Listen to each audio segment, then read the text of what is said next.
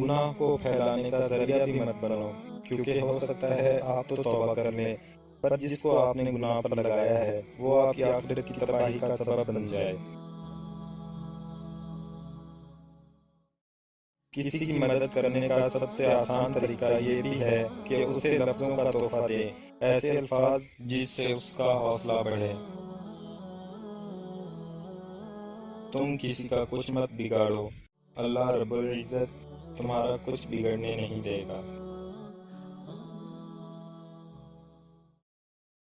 زندگی کا زیادہ تجربہ تو نہیں، مگر اتنا معلوم ہے کہ چھوٹا آدمی کسی بڑے موقع پر کام آ جاتا ہے، مگر بڑا آدمی چھوٹی سی بات پر اوقات دکھا دیتا ہے۔ کسی کی ذات پر تہمت لگانے سے پہلے اپنے دامن پر لگے نشان نہیں بھولنا چاہیے۔ ایک دوسرے سے اختلاف اتنا رکھنا کہ انسانیت سے باہر نہ ہو جانا۔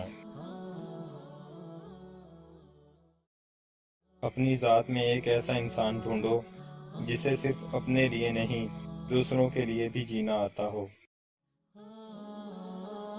گناہ میں لذت ضرور ہے مگر سکون نہیں۔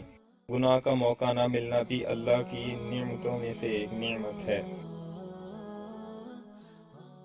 ان لوگوں کے ساتھ تو گزارا ہو سکتا ہے جن کی طبیعت خراب ہو، مگر ان کے ساتھ نہیں جن کی تربیت خراب ہو۔ تو دوستو، امید ہے آپ کو ویڈیو پسند آئی ہوگی۔ چینل کو لائک، سبسکرائب اور شیئر کرنا نہ بھولیں۔ بہت بہت شکریہ آپ کا۔ اللہ حافظ۔